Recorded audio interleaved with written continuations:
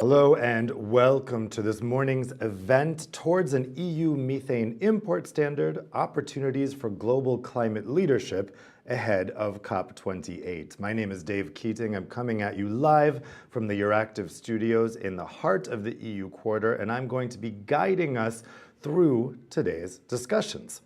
Now, we're just 3 months away from COP28 in Dubai, and here in Brussels, there is, as usual, a lot of discussion about what the EU can do as a leader on climate action to spur global action.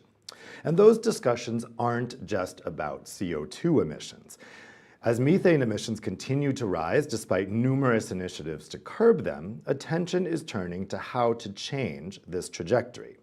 Now, right now, the EU's legislators are debating whether to pass the European Union's first legislation to reduce methane emissions EU-wide. One of the key issues for upcoming negotiations between the European Parliament and national governments will be the question of what the EU can do about methane emissions beyond its borders. The EU is the largest single market in the world, and it has leveraged its buying power to pressure global action on a range of environmental issues, including CO2 emissions, deforestation, and biofuels, just to name a few. In less than a month, the EU will apply the world's first ever carbon border import levy, the CBAM, to encourage more international efforts to lower emissions. So could something like this also be done with methane emissions? The EU imports over 90% of its oil and gas, and by establishing an EU Methane Import Standard within the Methane Regulation, it could make a big difference. But there are complications, and there's many questions surrounding the feasibility, legality, and broader impact of such a standard. So today we're going to discuss these implications with policymakers, NGOs, academics, and industry stakeholders to figure out how the EU can best tackle methane emissions abroad. Now, you will be able to ask your questions to the panelists using Slido.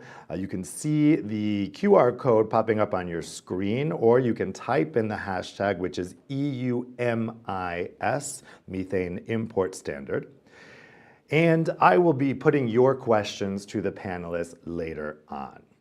So, to get us started, I'd like to turn the floor over to Lee Beck, Senior Director for Europe and the Middle East with the Clean Air Task Force, who's going to present CATF and Carbon Limit's new report on this issue.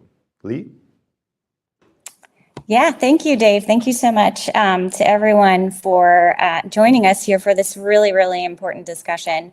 It's an honor to be here. Thanks to Euractiv for hosting us. Thanks to our partners on the panel for joining us for discussing our proposals. And of course, special thanks to our very own Brandon Locke, who's also on the panel, who's been leading our work on methane here in Brussels.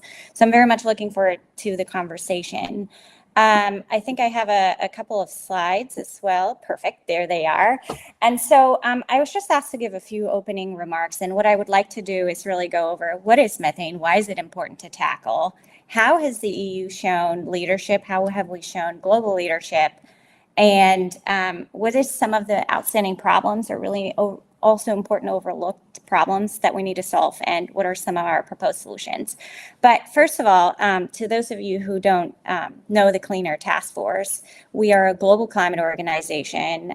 We were initially founded in the United States 25 years ago, but have since expanded globally.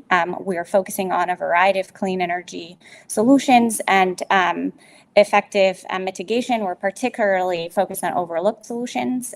This includes carbon capture, nuclear fusion, clean energy infrastructure deployment, hydrogen, but of course methane. Methane was one of our first programs founded over 20 years ago when we were one of the first environmental groups to really call attention to the issue. We have a roster of global experts working on the issue, not just in Europe, but also in the United States, the Middle East, Latin America, Africa.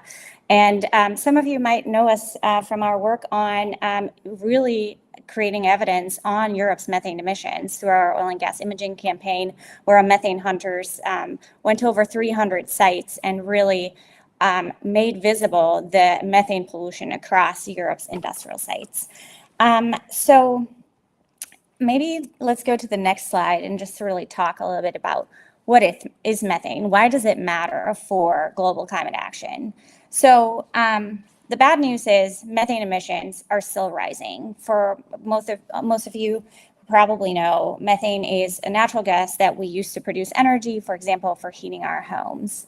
It is responsible for 0.5 degree of the 1.2 degree of warming we've already seen globally because of its potency in accelerating global warming. So it's 80%, 80 times more heat trapping than carbon dioxide over a 20-year time frame. And the good news, however, is methane emissions are still rising, as I said, so really sounding alarm. It's really, really important that we take action. And actually, reducing methane emissions is the most important action that we can take in the near term to slow global warming. It can also be done relatively easily. As you can see on the slide, 80% of emissions can be eliminated with existing technologies and nearly half of or at no net cost. And the good news is also we are seeing global leadership on reducing methane emissions. Next slide, please. And so the EU, of course, has been a leader. As some of you might remember, 2 years ago, the EU has helped really drive the global methane pledge at COP26 in Glasgow. And since then, over 150 countries have signed up to commit to reducing 30% of methane emissions by 2030. And so the question really now is, how can that commitment from 2 years ago be turned into concrete policy action to accelerate concrete progress towards this goal? And one of and Dave, you already hinted at it, is of course the conversation in Brussels over a methane regulation, which is really a pivotal addition to the EU's climate toolbox. And it also comes at a time where there's many of the EU's partners really working together, Canada, Nigeria, the United States, that have been moving to further tackle methane emissions and really recognizing it's important, but also following up with key policy steps. This is also right now, as we're speaking in the UK, conversations are also ongoing on tighter rules on leak detection and regulation and venting and flaring. So next slide, please. One thing that is really, really important, and again, Dave already hinted at this, is the EU is a massive oil and gas importer. 90% of its gas and 97% of its oil is imported, which also means that essentially the majority of the methane emissions that the EU as such is responsible for are emitted abroad. And so from the Clean Air Task Force's perspective, and what we'll also show in our findings from our report with carbon limits, it's really absolutely essential that the current discussion or the methane regulation under discussion not only tackles methane emissions coming from oil and gas production in Europe, but also the emissions from the production of oil and gas that the EU imports. And so the solutions that we're proposing and that I think we're going to be discussing, and I'm really, really excited for the discussion today, is really an EU Methane Import Standard. And so how did we get here? I just want to give a little bit of an overview of how we got here and what we found as we were really thinking through how could this be designed. We've been thinking about this for a couple of years, and for a long time there was really this notion, can this even be done legally, technically? And so we took a closer look at these claims with a series of analyses to really clarify the steps that need to be taken to set up an import standard. How could it operate? How could it be effectively verified? Earlier this year, we brought together over 30 experts from 15 organizations globally to kind of work together on a roadmap. And so what you see here on the slide is this roadmap. We think there could be two complementary import standards set up. One is a prescriptive standard that really regulates the practices and technologies for oil and gas producers abroad. And the other one is an intensity standard that represents the maximum level of acceptable emissions for imported gas to the EU.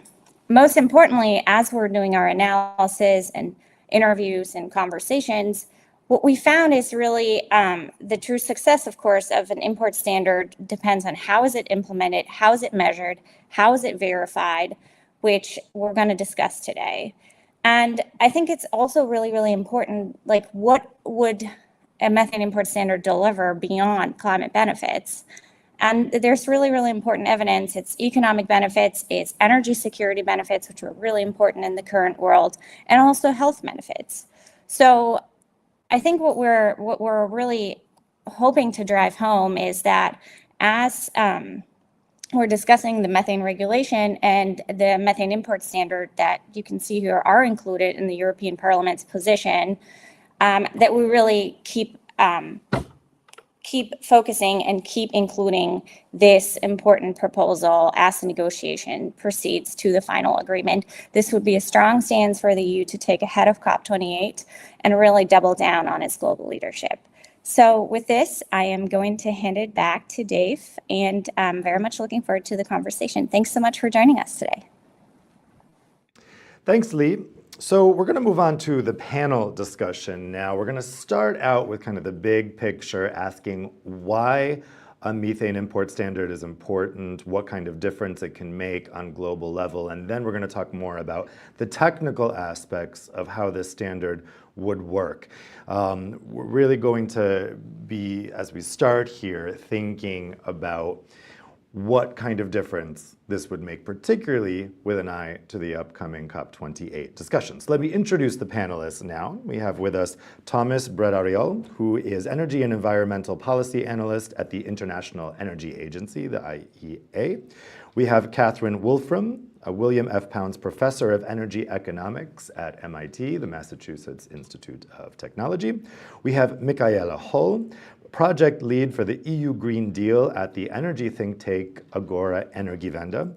And we have Brandon Locke, Europe Policy Manager for Methane at the Clean Air Task Force. Thanks to all of you for joining us today. And again, as I mentioned, you at home will be able to put your questions to the panelists. I should note that Thomas has to leave a bit early from the panel. So if you have a question specifically for Thomas and the IEA, if you can specify that on Slido, I can put them to him before he leaves. So Thomas, let's start with you. I think you're well placed to give us the global perspective here. Globally, are we making progress on tackling the issue of methane emissions? And is there any hope for movement specifically on methane at the upcoming COP28 summit in Dubai? And there, at that summit, could the EU make a difference in that progress? Thank you, Dave. These are all very good questions. Let me take them one at a time. So we are certainly making progress on methane emissions. Last year, we saw that satellite-detected large leaks went down by about 10%. Gas flaring is down by about 5%. And a lot of the new production came in countries that have a low methane intensity, so they're emitting not too much methane for each unit of oil and gas they produce. But this progress has been painstakingly slow. When we just saw the slide on the screen showing that methane emissions and methane concentrations in the atmosphere are still increasing, likely partly due to an increase in fossil fuel production and in methane emissions from oil, gas, and coal production. So we really need a step change to keep our climate goals alive. Now, when we look at COP28, this would be certainly a very important opportunity to push action in this sense. It could be a bit of a watershed moment for the oil and gas industry, an opportunity for it to show that it wants to contribute to the solution and not only be part of the problem. There are many people from the industry and from other parts, from other stakeholders that are working to make this happen. We have been hearing a lot about the Oil and Gas Methane Partnership 2.0 and efforts to add more companies to the list that is, committed to measuring methane emissions in a robust way. Unfortunately, this list hasn't been growing too much in the last couple of months, but hopefully we will see more until COP28 or at least perhaps at COP. Similarly, the US launched the Methane Finance Sprint a few months ago in the Major Economies Forum. And the idea there is to mobilize 200 million US dollars by COP28 from governments and from philanthropies to drive and spur action on methane abatement. Now, we made a detailed study this year looking at how much we would need to spend to put the oil and gas, the methane emissions from the oil and gas industry on track for net zero emissions by 2050 scenario. And the number we got to is about 75 billion US dollars. Now, granted, most of that should come from the industry. A lot of that can be mobilized through policy and regulation and should be.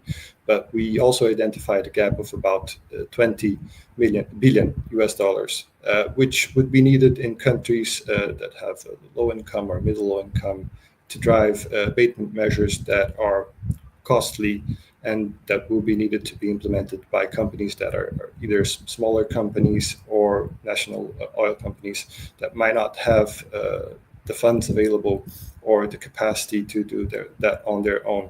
So we're talking here at a very different scale, right? 200 million and 20 billion. It's multiple orders of magnitude. So, I mean, certainly it could be a step, it will be a step in the right direction. And hopefully that will help identify important projects and drive abatement. But we will need much more to happen by COP28 for this to be really a pivotal moment for the industry.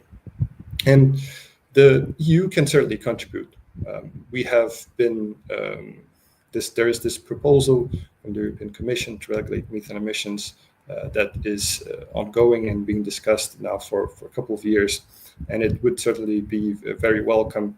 It would give an important signal. We heard also that the EU has been leading action internationally on methane abatement. It would certainly be a very strong signal that it had a clear position on what it would be doing internally, but also what it could be and what would be even more impactful, how it would deal with emissions from its supply chain, from imports of oil and gas.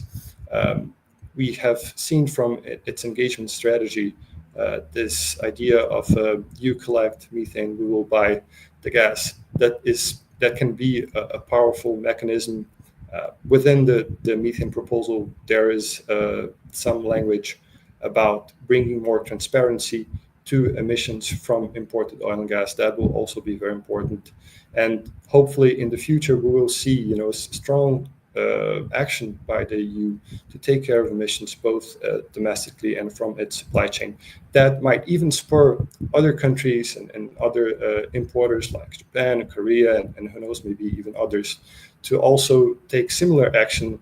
And that could be a very powerful incentive to drive markets internationally and abatement measures in various countries. I mean, not only maybe some of the main producers that are already thinking about that, like the US, but also in countries like Algeria or like Trinidad, or some of the main gas producers and that have the European Union as one of its destinations, and would be more than would have a greater incentive to take action. It's an interesting idea that this could actually spur other developed economies to have their own import standard. Maybe we can come back to that a bit later. Catherine, so Thomas was really setting the scene there for how important this is as an issue, but also how there have been a lot of efforts and urging to tackle this issue for many years. It remains a challenge. So tell us, why does methane remain such an important issue to tackle? And what do you think could make a difference globally? Sure. Good morning, everyone. Thanks so much for including me on this panel. And also thanks so much to Clean Air Task Force and Carbon Limits for a great report. I've long been a fan of Clean Air Task Force and their work on so many topics, and methane is true to form for them. So to answer Dave's question, I think there are a couple of reasons why it's so important to tackle methane emissions in the oil and gas sector. First of all, as Lee mentioned, there's lots of room to make progress in this sector and to make quick progress. So, for instance, people talk about hard to abate sectors like cement and iron and steel, where we're still working out the appropriate technologies to abate emissions.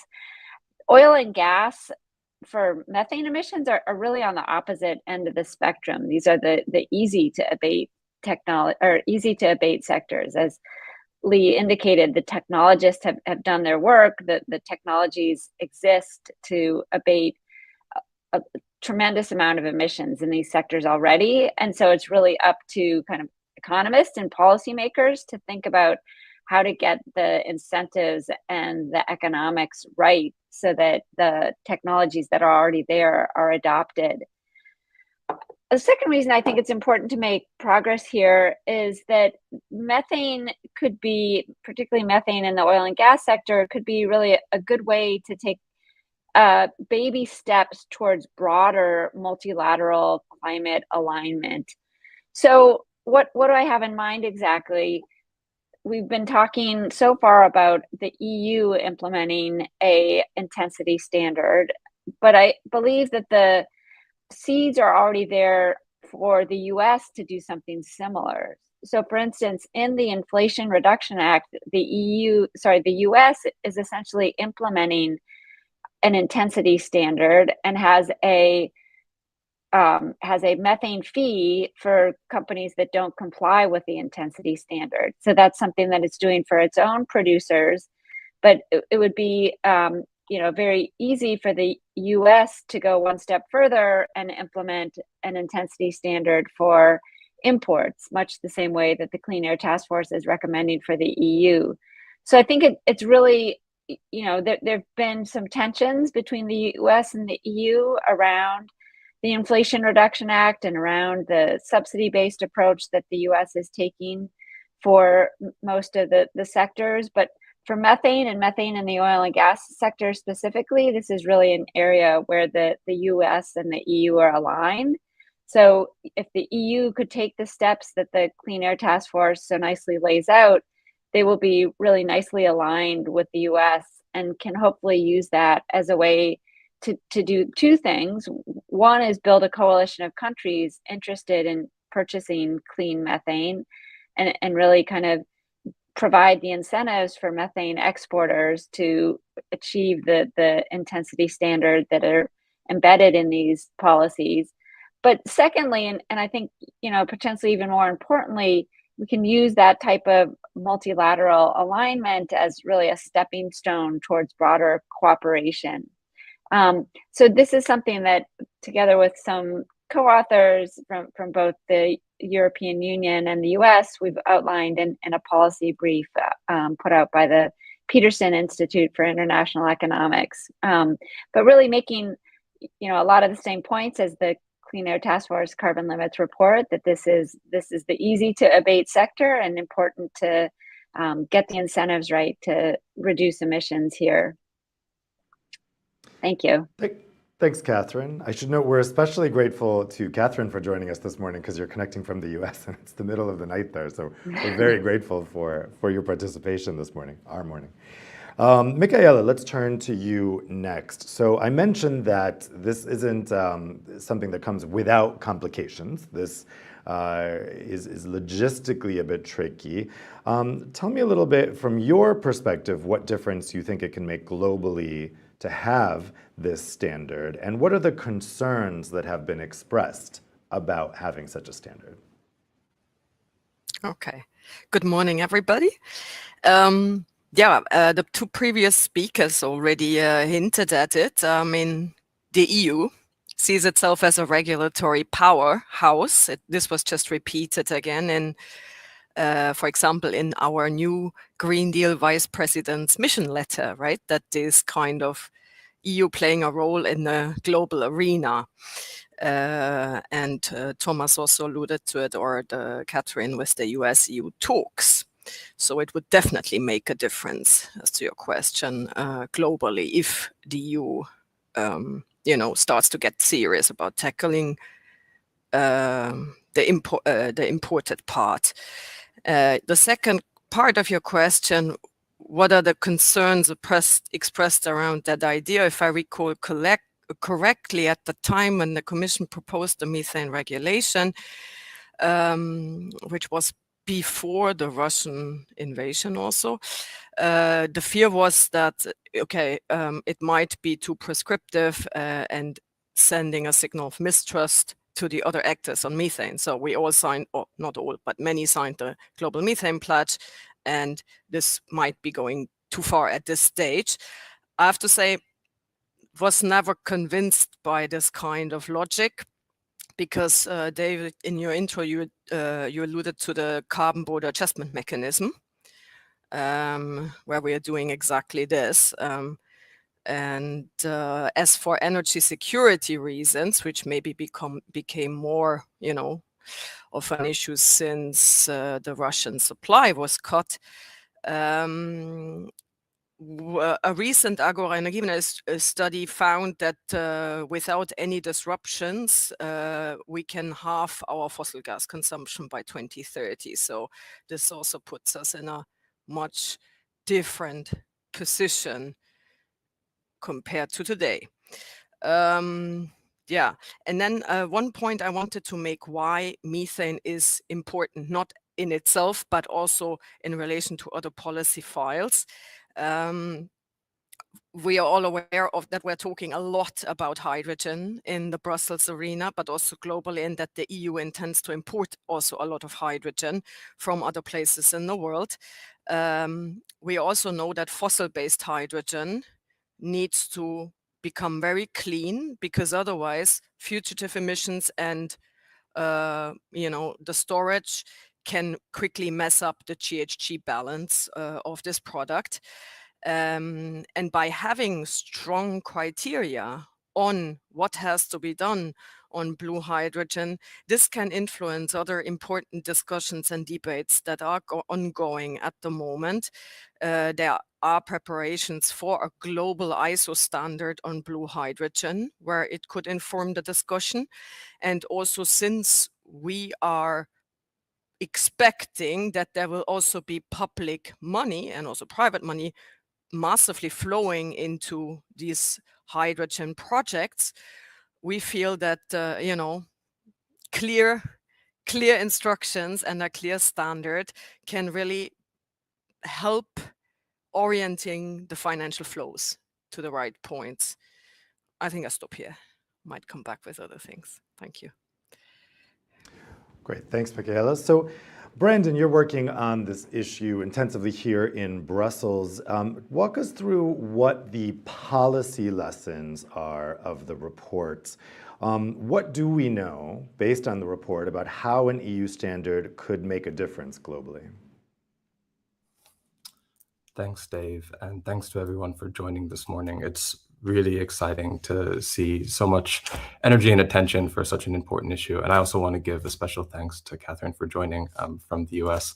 Now, to your question, maybe I can start with the second part first, because I think the why is just as important as the what. And we've already heard how important it is to reduce methane emissions globally, but I think it's just worth underlining that as the world's largest importer of oil and gas, we're talking about emissions that the EU is responsible for creating outside its borders.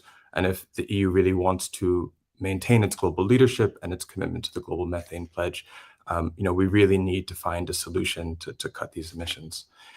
To the policy lessons from this report, I think there's a few, and some of them have already been touched on, so I don't want to elaborate too much on those. But I think one of the first things we really tried to do with this report was show that it is an import standard is not only legal, but feasible and implementable. And one of the things that we did was commission a legal analysis to accompany this report that really looked closely at different precedent approaches to setting import standards from other EU frameworks, as well as the rules of the WTO and the climate change regime under the UNFCCC. And all of these regimes, under all of these regimes, an import standard is legal. And as you mentioned, Dave, in your opening remarks, there's multiple EU precedents where this has already been done, from deforestation to illegal fishing. A second really important lesson, I think, from this report is that this is going to be a process, but that we can start this process today. And I'll give you one specific example. We set out two different types of import standards in the report. As Lee mentioned, the prescriptive standard that sets out rules and best practices, and then the intensity standard that puts a limit on maximum emissions per unit of oil and gas. And maybe we'll get into that a little bit more later. But I think that it's important to note that when we set up a prescriptive standard, for example, there are many ways we could do this. And the stakeholders that helped us put together this report were really also thinking about how do we make this as feasible and implementable as possible. And one of the ideas that came up was that, when we create the criteria, what we would call the equivalence criteria that determine whether or not a country would meet the standard, this can be built iteratively, for example. So a certain level of alignment may be sufficient to start the standard, and this criteria can increase every year. A second thing to note is that there will be an implementation delay, and in the Parliament's position, the standard wouldn't even go into effect until the 1st of January 2026, to give partners ample time to really start to think about how are we going to adjust our policies and practices to meet these standards. And so if we start this delay now, we're going to have a standard much closer in the future. But I think the core point here is that we tried to illustrate there are a range of options, to customize these options to make them as implementable as possible and as feasible as possible. And I think the third policy lesson and the final policy lesson has been touched upon already by Thomas. I think this is really an opportunity for global cooperation and multilateral cooperation. And I think, when we talk about almost any issue when it comes to climate change, but especially methane emissions, this is really a global challenge. And we're not going to make progress without looking at this holistically. And I think, a methane import standard is just a major opportunity, not only to level the playing field between local producers and foreign producers that export to the EU, but also to really foster some of these dialogues, constructive dialogues with other importers, regulators, to have some alignment on verification processes that are going to be so crucial in the future to make sure we're actually bringing these emissions down. And I think we've already seen, some of this important type of cooperation. And very recently, there was the Japan-led Clean Initiative that is going to be tracking methane intensity of LNG projects. And this is a very welcome development, and we think that a methane import standard could really help stretch this kind of collective ambition further, and really build this backbone for a system of measurement and verification of collected data. So I think to summarize, the key lessons are: this is legal, this is feasible. It's a huge opportunity for global cooperation and multilateral cooperation. And we can start this today. We can start this right now. I'll stop there. Thanks. So you mentioned the global framework here. We do have one question that's come in for Thomas. So this question is from Emils Lagsden. So the question is, shouldn't the priority be to establish a consistent and verifiable international measuring, reporting, and verification, MRV, framework first before contemplating an import standard?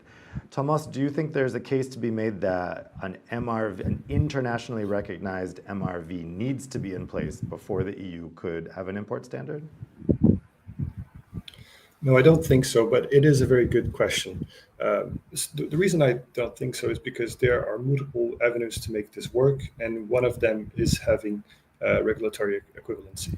So you could have a system where, if you know that in a country they require leak detection and repair surveys, say every 3 months, then these would qualify to export or to receive a price premium, or whatever the measure is. Then that can be implemented without a specific MRV standard. That said, if a I mean, an MRV standard could certainly be very helpful for this. And I think there's already one out there. The Oil and Gas Methane Partnership 2.0, led by the United Nations Environment Programme, is a very robust framework that is looking exactly to provide a means for the oil and gas industry to reach highest level of methane measurement, monitoring, reporting, and to a certain extent, verification. So I think we already have a good reference. There is always a space to improve, to have perhaps alternative or complementary systems, and that could be helpful in discussion of methane import standard. But there's no need to wait for that specifically. We can start using what is available while improving on it, and we can use different types of mechanisms that don't depend specifically on an MRV framework to make this happen. Brandon, let me get you to respond to this as well. What would be your answer to somebody saying we need an international MRV in place before the EU could have an import standard? Thanks for the question. So this is actually something that we've thought about in the report as well. And having an international MRV framework, as Thomas said, is absolutely essential, and we need to work towards this. We think that when we're looking at how we would set up an intensity standard, there are ways to already start to implement this before you have a global standard. And one of the things we recommend in the report is for the Commission to set up default emissions factors, for example, for every segment of the value chain. And this would allow us to create a benchmarking exercise for what is the estimated emissions for every part of the value chain, and create an assessment of the methane intensity, even before we can get the absolute best and most reliable data on emissions. So I think it is important that we move towards a very clear MRV framework, and this is something that needs to be set up as part of a methane intensity standard. But at the same time, there are ways that we can already start this process before we get there. Great, so let's take a break now. We have some video remarks from the MEP Jutta Paulus, German MEP. Let's take a quick break. Now we're going to have some pre-prepared video remarks from Jutta Paulus. In May this year, the European Parliament has adopted with a huge majority our position on the methane regulation. And one of the most important points is that we as Parliament want that imports to be included in the EU Methane Regulation. Why is this? First of all, we need a level playing field. So our domestic oil and gas and coal companies should not have a competition against those abroad that don't have to act on methane emissions.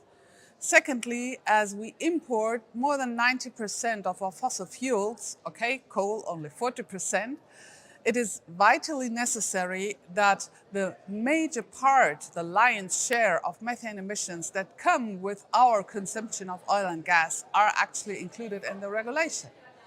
And how do we want to achieve this? We want foreign companies outside the EU to adhere to the same standards on leak detection and repair, on venting and flaring, and also on monitoring, reporting, and verification of the emissions. Are we alone in this? We're not. We already have legislation in Norway, one of our major oil and gas supplier. We have legislation in Nigeria, certainly not a country where the average European would think very strong standards exist already. We will have similar provisions also in the United States of America, where the Environmental Protection Agency is currently working on standards. So already a lot of our countries we're importing from are actually active on methane emissions.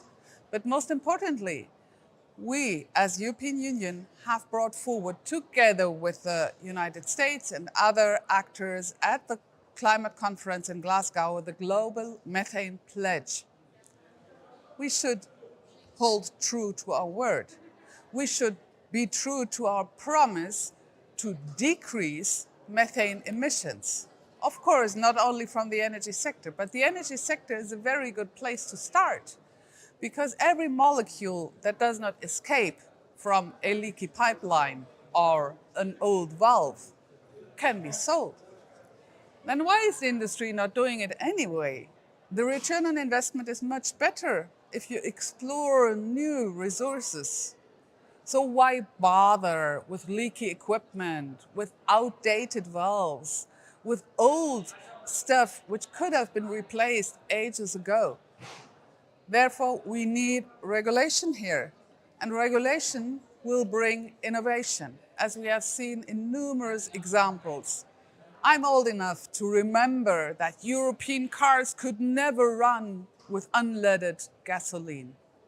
Well, the truth is our cars still run with fossil gasoline, but we banned lead years ago, decades ago, and our children were able to grow up in an environment that is free from this neurotoxic element. We can do the same on methane.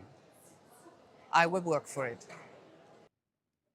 So there we have it from German Green MEP Jutta Paulus. And again, as we talked about before, in the Parliament's version of this legislation, we do have this import standard. Where this is facing a lot of skepticism is from national governments who, among other things, are worried about the technical challenges of such an import standard. And essentially, to boil down the concerns, it would be that maybe this is more complicated than it's worth. So let's dive into that now. Let's dive into the technical specifications of exactly how this would work, and also the different ways you could do it. Obviously, there's many different ways you could organize this standard. Before we go into that, though, I did want to go to Catherine, because you also wanted to comment on this MRV being a prerequisite for having an import standard, right? Yeah, thanks, Dave. I think, as other panelists have mentioned, we can look to the work that the EU has done on the Carbon Border Adjustment Mechanism, CBAM, for important kind of analogies to what's being proposed here for methane. And I think there are two lessons from the CBAM.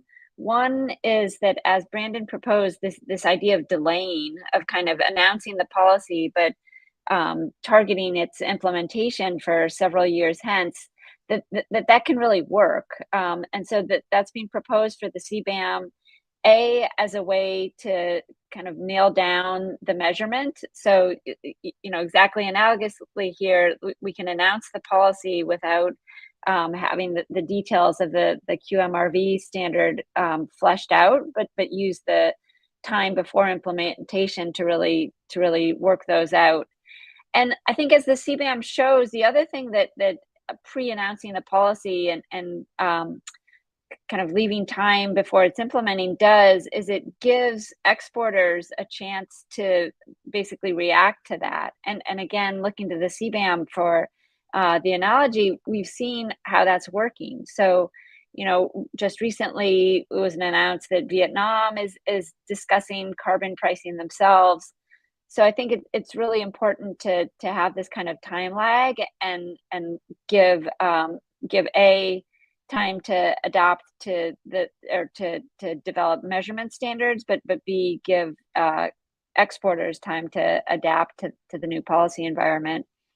I think the second lesson from the CBAM is that on measurement, you can set a high baseline and then allow individual exporters to prove if they're different, if there are lower emissions, basically to kind of prove out from that default. So I think we should definitely look to the CBAM for kind of how these things might work and the effects that they will have.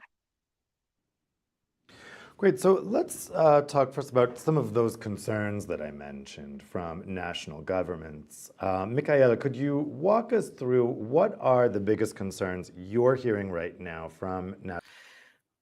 Well, yeah, I mean, national governments, obviously, when they look at the text that comes from the Commission, they look at, okay, what do I have to do with it?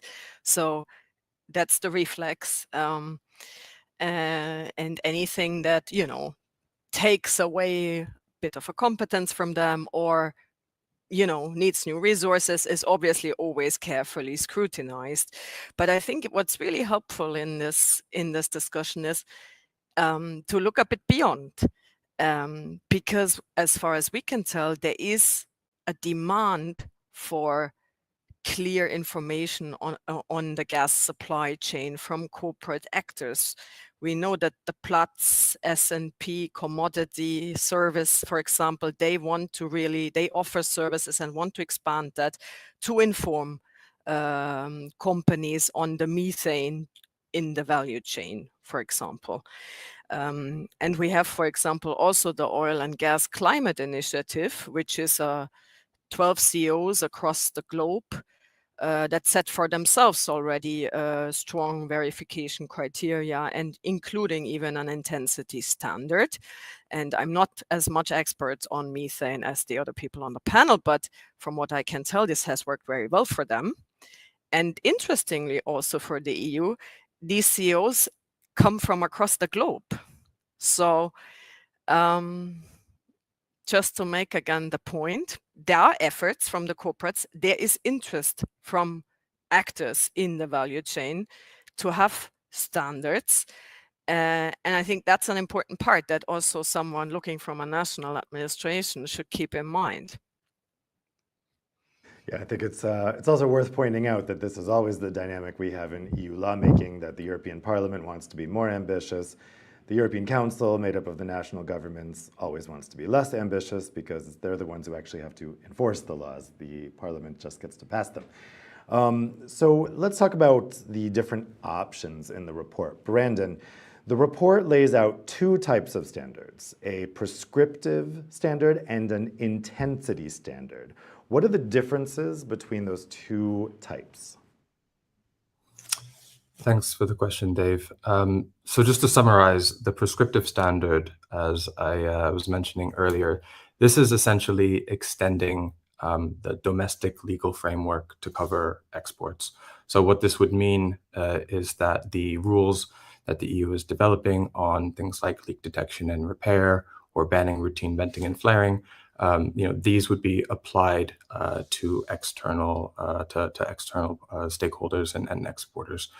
And what we've actually seen, and I think this is really important to mention, is that many partners are already moving in this direction on things like leak detection and repair. Canada is moving towards monthly inspection frequencies.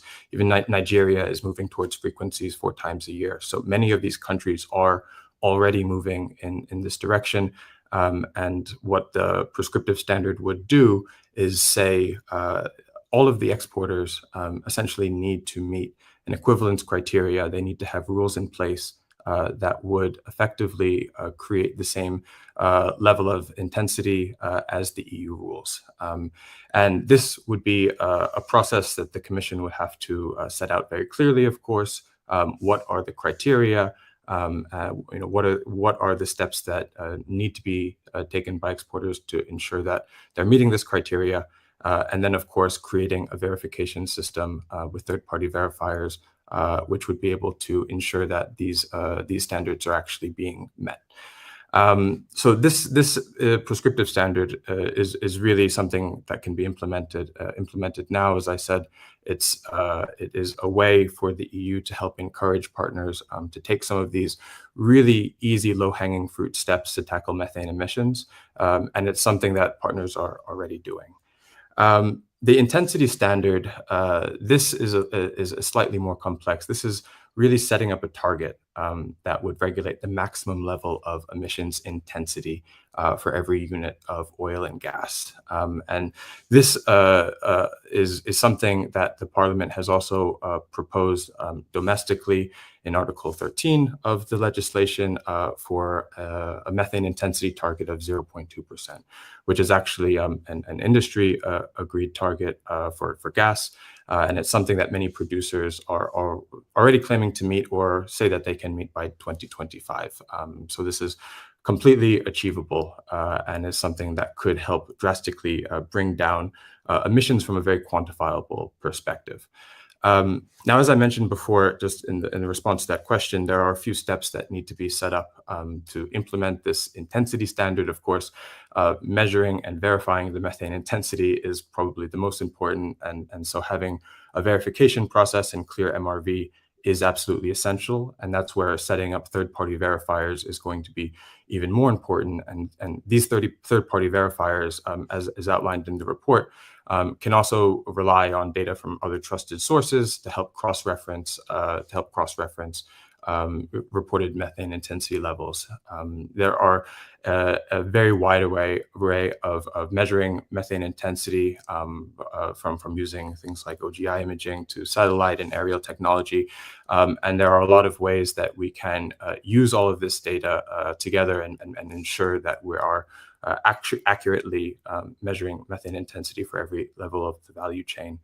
The methane intensity standard, as I also mentioned before, really does rely on that benchmarking exercise to determine the default emissions factors in the case that data can't be provided. And that's something that, of course, the European Commission would have to do as well. So those are the two standards, and I think it's also just important to mention that in our report we don't necessarily take a preference between these two. They really are complementary, and we really do hope that both of these can actually make it into the methane regulation, because they complement each other, and they both would have a very demonstrable impact on reducing methane emissions globally. So Brandon, one of the concerns from national governments is that this might be complicated to enforce. You mentioned the case in which there might not be available data. So on a practical level, how would you actually enforce either of these models? That's a good question. So at a practical level, what we envision is a setup where competent authorities that member state competent authorities would really be relying on the European Commission verifying body and third-party verifiers to inform whether or not the methane, the gas or oil that's being imported meets a standard. So the first thing I think to underline is that we do envision a relatively low level of burden on member state competent authorities. They would essentially be relying very heavily on this verification process and the verifying body to ensure that methane that the gas and oil is compliant with the import standard. The second step that the report recommends when it comes to enforcement of an import standard is, of course, setting up some kind of incentive mechanism. There's a few different options laid out in the report, ranging from a fee or penalty structure to priority access on the gas market that would essentially incentivize exporters to meet this standard and not have to face this fee. And as Catherine mentioned before, I think that the link between incentivizing companies to prove their data, to prove that their emissions is in fact lower than a default benchmark or default emissions factor, could be a very powerful incentive to help really create a willingness from exporters to try and find some of this data that may not be available right now. And that's something that the US is doing, as you mentioned, with their $1,500 methane fee. The general idea is that if a company thinks that it is actually doing better, its methane intensity level is lower, then that emissions factor, they can essentially provide that data and avoid facing that fee. So I think there's a few different ways that we can get around some of these initial challenges that have been put forth around, how are we going to enforce this? Is it actually going to be implementable? Michaela, how complicated do you think enforcement would be on this? And would you need to have some kind of third-party independent verifier to make sure that what's being reported is accurate? Okay. Yes, it was always our view that solid third-party verification has to be part of the process, and to build up on what David explained, you could start off with, working with emission factors, like also we've done actually in the CBAM. You start easy, but especially with methane, where you cannot really transfer knowledge from one side to another, we believe also that, source specific, site specific has to come pretty soon. But basically, I mean, the Commission proposal, as far as I remember, was on your question on monitoring verification, relatively solid and reflecting a little bit the oil and gas methane protocol requirements. So if that were to find its way in the final outcome, that would be good for that bit, I guess. Catherine, what's your view on enforcement? Would it be complicated? What would be the best way to go forward on enforcement? Yeah, sure. I just would like to buttress things that have already been said. Let's think about what it means to enforce here. Ultimately, that means measuring how much methane is being emitted. And one thing to keep in mind is that new technologies are really transforming our abilities to measure the methane emissions. So satellites, the Environmental Defense Fund, for instance, is putting up a specific methane sat. And so I think, it's not something that would require third-party verifiers to get access to remote Russian fields. It's something that we can potentially measure from satellites. I think the second point I'll make is that if you look at the table, the figure that Lee put up in her initial presentation, you'll see that there's really wide variation across exporters in terms of their methane intensity. So Algeria wasn't even the worst. There was a really long bar, which was exports from Libya that are arriving by pipeline. But Algeria, which is second worst, is more than 5 times as intensive, has more than 5 times as much emissions per unit of oil and gas as Qatar. So, I think that we don't need to be thinking about kind of measurement that's super precise down to the third decimal or something, but we just need to be think about incentivizing methane or incentivizing Algeria to reduce methane emissions by factors of 5.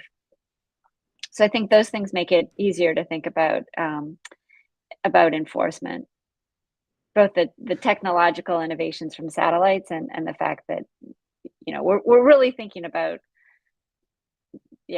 not precision measurement, but that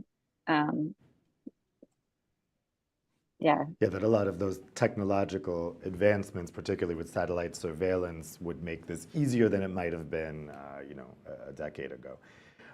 Let's go to some questions from the audience. Again, you can ask your questions to the panelist using the Slido hashtag EUMIS. So the first question we have here is about another concern from member states, which is a very big concern at the moment with the war in Ukraine, and that is energy security. Member states, national governments are a bit jittery at the moment about anything that might have a negative impact on energy security, given that, yes, the EU made it through last winter, okay, but there are concerns about this upcoming winter, and there are concerns about the unpredictability of the market right now. So Emma Kempf asks, and I'll put this question to Brandon first, is there a risk to the EU security of supply by applying the same requirements to imports of natural gas and oil? In other words, if you make this requirement or the standard too onerous, does that actually put the EU at risk? That's a great question, and it's a concern that we've heard many times actually.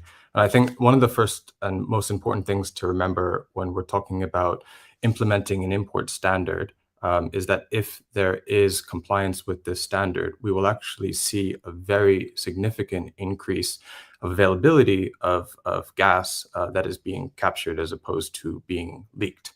The IEA estimated in 2021 that over 90 billion euros of gas were wasted due to leaks and fugitive emissions coming from these systems. So, just this idea that if we actually start to tackle methane emissions, this is directly linked to improving energy security. And we're actually working on calculating some of these numbers. So stay tuned for this, the next development of this debate of just how much gas this could actually help save. The second point I think is really important to mention when we talk about energy security and the gas market is that, as I mentioned before, this standard would not go into effect for some years. And we do expect the market to look very differently in 2026-27 than it does in the immediate future, when we'll be expecting a significant increase of LNG imports and other supplies with other producers coming on the market. So that's also something that's important to take into account. And I think the last thing, when it comes to energy security, and this is something I mentioned in my first remarks, is that there is an opportunity, I think, for major importers to move collectively on an import standard similar to the Clean Initiative agreed by Japan, Korea, the US, EU, and Australia. And we do think that collective movement and collective multilateral cooperation on this is also a way to assuage perhaps some of those fears that we may be losing out to other competitors. So there is a way to think about this holistically. But just to summarize, the first point, we're going to be increasing the supply of gas to the market by actually tackling methane emissions, and we do expect the market to look very differently later on in the future. Yeah, that's a good point, that a large part of energy security is energy efficiency, and that's actually what methane savings can deliver. Michaela, you also know that the energy security is a big concern at the moment. How would you respond to this fear that the standard could jeopardize EU energy security? Yeah, thanks for the question. I hinted at it in my intro remarks that this concern has come up stronger since the methane regulation was adopted. But Brendan perfectly explained to it. There's a lot of waste, and even despite super high prices last year, we didn't see any significant measures to, reduce that waste in order to increase the supply. So, which means that some more stringent measures might be needed. I also said that we will be reducing our fossil gas use a lot. We've seen what is possible over the past year. Much more is, as we have showed. And as Brendan already explained, we actually gain also a little bit. So the picture is not, you have to see the picture evolving and the gas market evolving. But I have to admit, it's not that we have done, or anyone, as far as I can know, like a real assessment on, on the energy security implications. That I have to say, it's not that Agro has done work on that. So.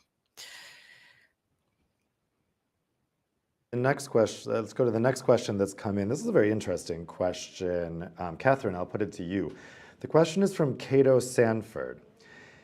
Is it possible that a methane import standard could merely drive existing low emissions methane from around the world into the EU? That is, shuffling existing resources around the global market without much climate benefit. Has the new analysis anticipated this issue? So could it be that it just maintains the same amount of clean methane that exists now in the world and just makes all that go to the EU and everything else goes everywhere else? Yeah, that's a great question. I think that's exactly why we want to be thinking about broadening the coalition of importers who impose similar intensity standards. I mentioned the US. The US, of course, is not a huge importer of natural gas, but we do import oil. So it would be great to work collaboratively on that.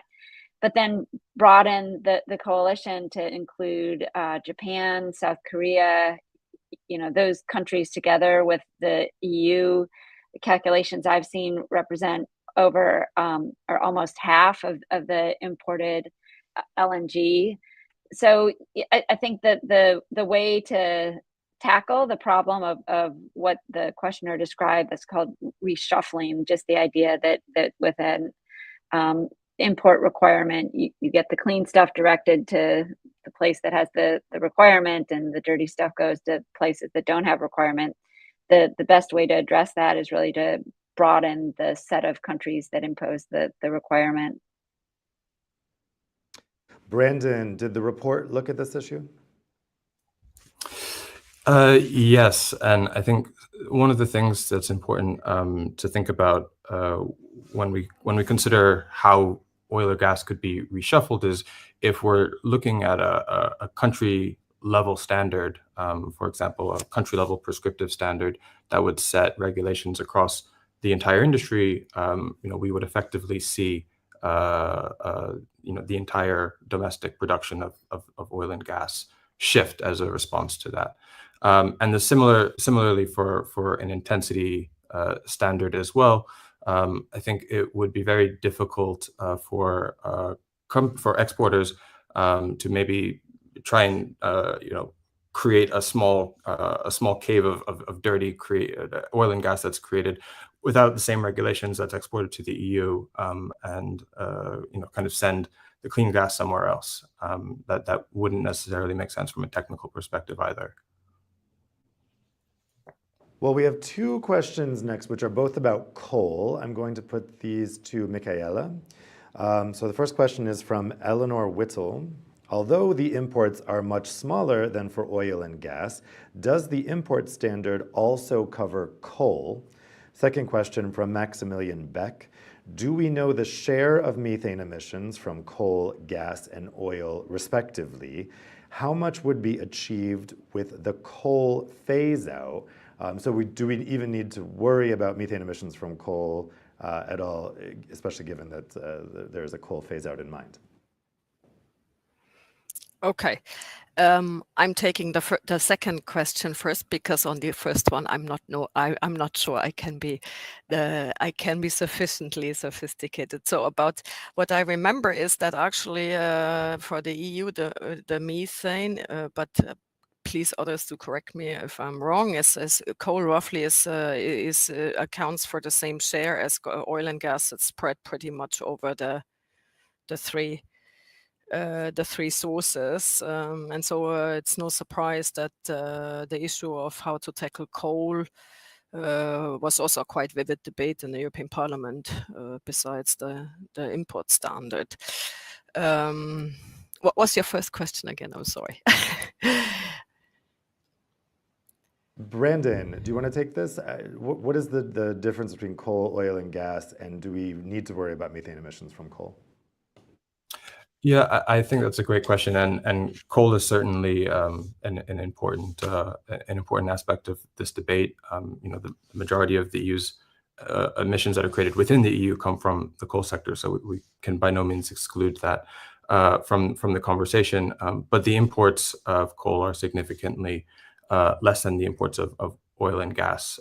We import about 90% of our oil and gas, and so that does come into play a little bit more significantly when we're talking about an import standard and what would need to be included in an import standard. Okay, great. So the next question is quite a technical one. Catherine, let me see if you have the answer to this. I think it's okay if none of you have the answer. The question is from Raili Kajaste. What is the level of impact for CH4 emissions of LNG transportation, liquefied natural gas, and the burning of the evaporating CH4 during the transportation? So specifically LNG moving, what is the impact of that for CH4 emissions? Yeah, that's not something I'd specifically know the answer to, but yeah, I don't, maybe that some of the other panelists. It did look very panelists technical to me. Brandon or Michaela, do you happen to know the answer to that?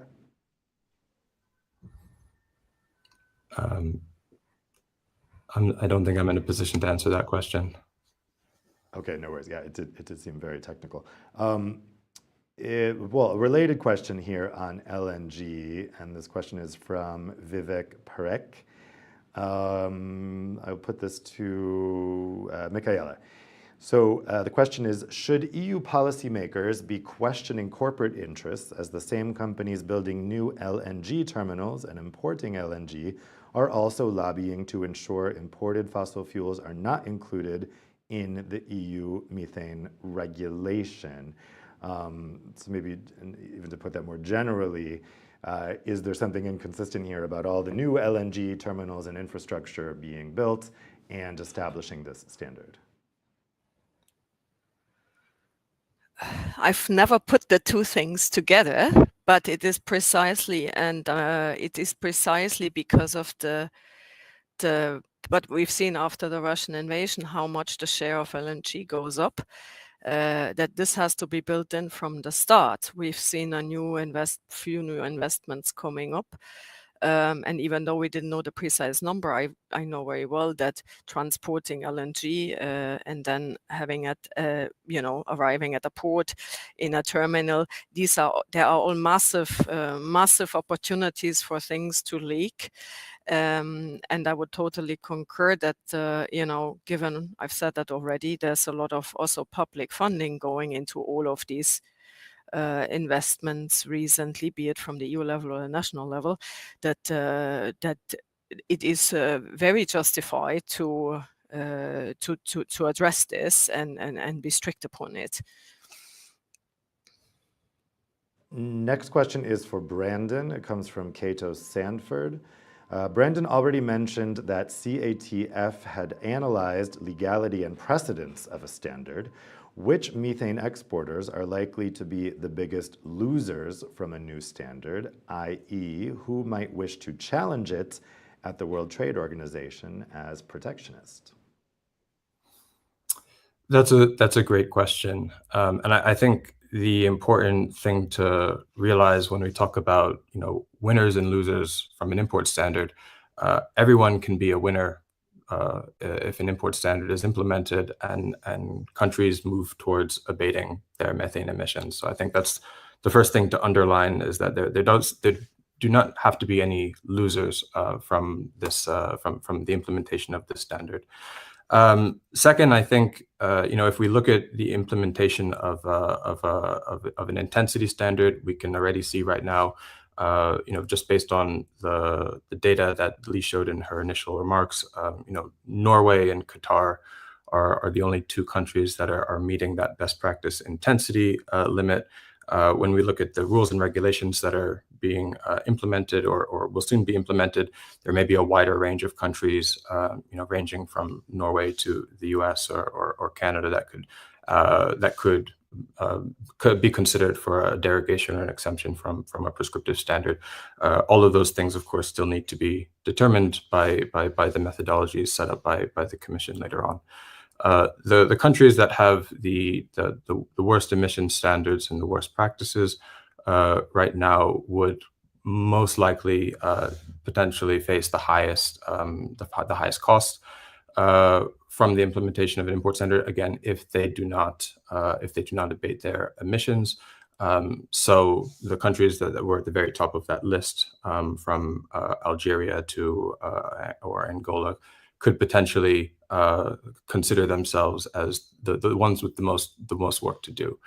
But I do think another thing that we haven't discussed, and this is also important when we talk about kind of the global perspective of the import standard, is at CATF we really do think it is important to consider the equity question of how this standard is implemented. And this is something that's come up in some of the CBAM discussions of, who really should be paying for this, who should really be paying for the emissions, reducing the emissions that the EU is creating.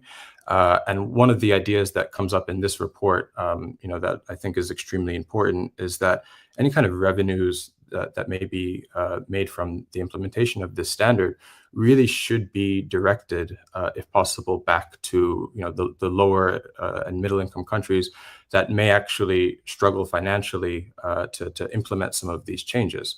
And it's a very, I would say, fair structure for the EU to really help those lower income countries to actually move towards the implementation of a standard, because as we said at the beginning, these are emissions that the EU is responsible for creating.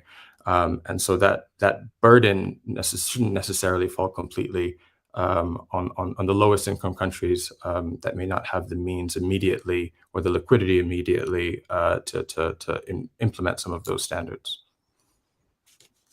Well, I guess one of those losers or people who might perceive themselves as losers from this would be LNG exporters. Let's go back to the question about LNG, because Catherine, I think you wanted to come in on this question as well. Yeah, I think the question about the European Union expanding its LNG capacity is really important, and the expansion of that capacity really plays a key role in making the import standard work. So you can think about the import standard as basically, in terms of bargaining.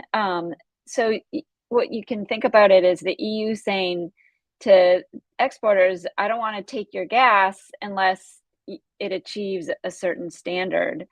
And the ability to kind of hold firm on that commitment is increased the higher the EU's ability is to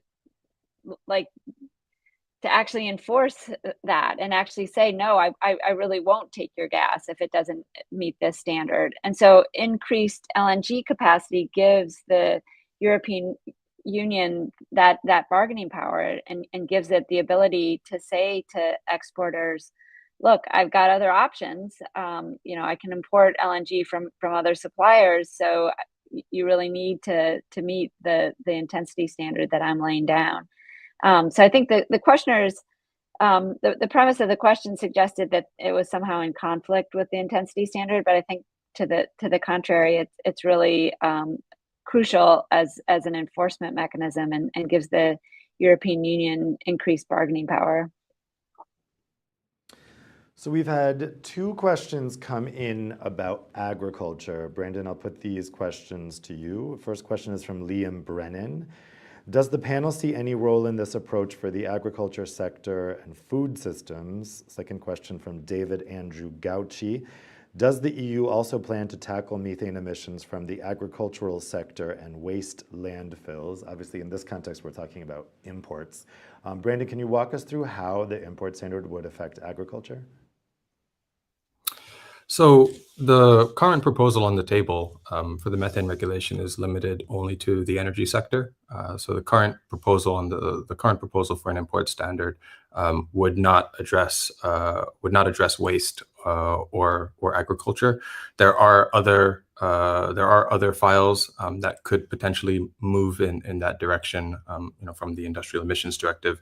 In the waste sector, we have the revision of the waste directive and the landfill directive coming up. So it's not to say that there may not be opportunities to tackle methane emissions from other sectors, which are extremely important. But the current regulation on the table is limited to the energy sector. And as I think Tomas mentioned in his remarks, the energy sector emissions really are the low-hanging fruit of methane emissions. They're the easiest to abate. We have the technology, and in many cases, almost half of these emissions are actually free to abate or have negative costs. So I think there's a certain case to be made for establishing this standard as sort of the easiest, lowest hanging fruit, and then moving on to very other important sectors such as waste and agriculture.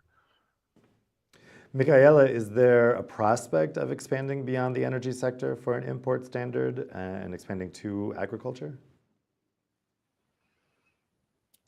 That's far down the line, right? I think in agriculture, I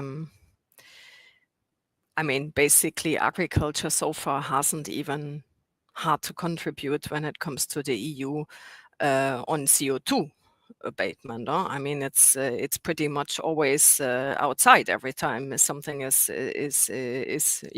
allocated, and the first time maybe it is directly concerned was with the land use target that we have. So I think we are really so even when it comes to CO2, we are really a very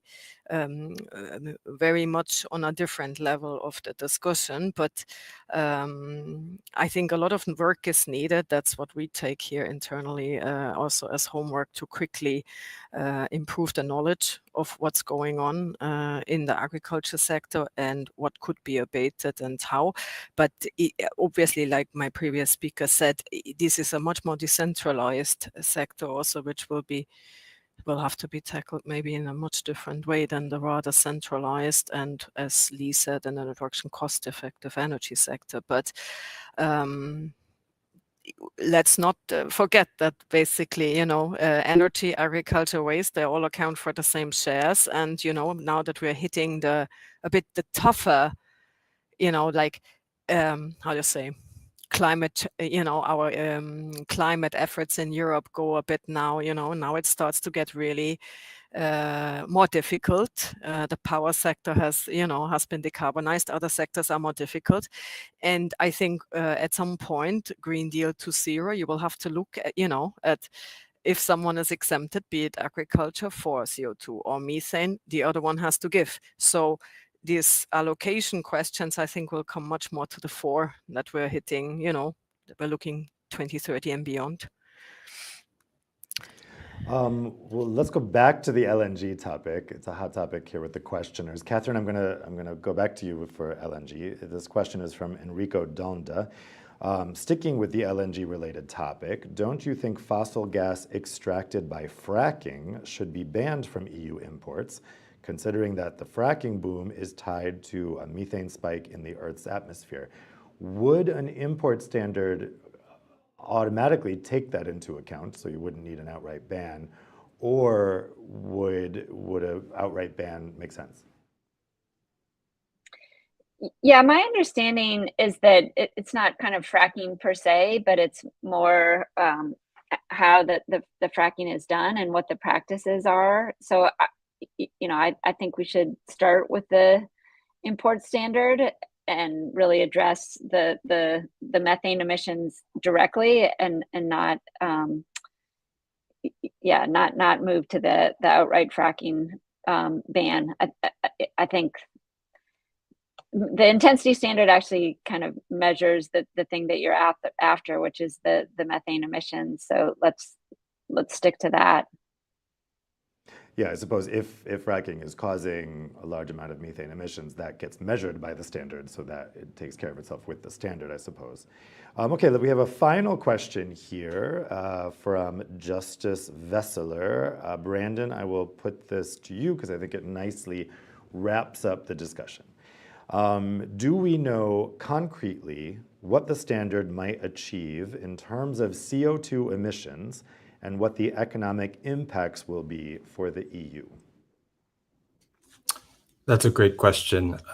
In the report, we didn't make an analysis for CO2, but it is important to mention that methane emissions are much larger compared to those of CO2 for the oil and gas industry. And of course, I think it's also important to just remember that methane has a much larger climate impact than CO2 when we look at the global warming potential especially over 20 years, but also over 100 years. So I think it is important to underline that comparison between methane and CO2. And then just finally on the economic impacts for the EU. I think that this again comes down to the price and availability of supply, which is a very important question that we've touched on earlier. And if there is increased supply at a lower price, that would of course result in a more positive economic impact. But this is also something that a question that I think is important to model and requires further research. Okay, let me get all of your quick key takeaways before we wrap up here. Catherine, we'll start with you. Just based on the discussion we've had today, what do you think is the most compelling argument for an methane emissions standard? I'm going to give you two. I think one, as we've discussed, there are a lot of opportunities to reduce methane emissions in this sector. So let's tap into that potential and let's see some of those emission reductions. And also, I really think this is an important kind of pilot. You can think of this as the international community getting its feet wet and really learning how to work together and learning how to form a multilateral agreement. And hopefully what they do in methane could be extended to other arenas and CO2 ultimately, which is really the big fish. So I think this has a lot of potential just to reduce emissions and to be a pilot or kind of a stepping stone towards a broader agreement. And Michaela, what would be your key takeaway and the key argument for having a methane import standard? Well, I think it's just a political moment. We've heard, the supply for gas and the plans for hydrogen and the import. This all has massively shifted after the Russian invasion. So this is a moment also to set the standards for what's to come and where it comes from. And then, if I might add, the oil and gas sector in particular has seen record profits over this year. So with any of this, you are actually hitting a sector that can accommodate some more environmental regulation to come in this respect. Great. And finally, Brandon, what would be your quick elevator pitch for why we need a methane import standard? I think we need to start by, again, just looking at the broader framework. We know we're not going to hit any of our climate targets, 1.5 degrees, 2 degrees, any degrees, without drastic reductions in our anthropogenic methane emissions. And this is the fastest, the cheapest, and really the easiest way to go about doing that. So we have this massive opportunity on the table with the methane regulation that's putting these rules on the energy sector for the first time. But we know that if the EU is importing 90% of its oil and gas, we're only addressing a drop in the ocean, a drop in the bucket of this problem if we're not actually looking at imports as well. So I think there's just a very effective case to be made that if this is legal, this is feasible, and we can help really inspire global momentum on methane emissions with an import standard, why wouldn't we do it? There's really no reason not to, and we really honestly can't afford not to when we look at the increases in methane emissions. So I would leave it there. Well, that's all the time we have for today's discussion. I want to thank the panelists for some great insights here, some great food for thought as we move forward on this. As we've been talking about, this is live legislation working its way through the institutions here in Brussels. So we'll see if methane import standard can survive the legislative process and in what form it might end up in. And how, especially I think we've touched upon today, how that enforcement mechanism, what that might look like. So thank you all for spending your morning with us. I wish you a great rest of your day, and we'll see you right here for the next debate from the Euractiv studios. Take care.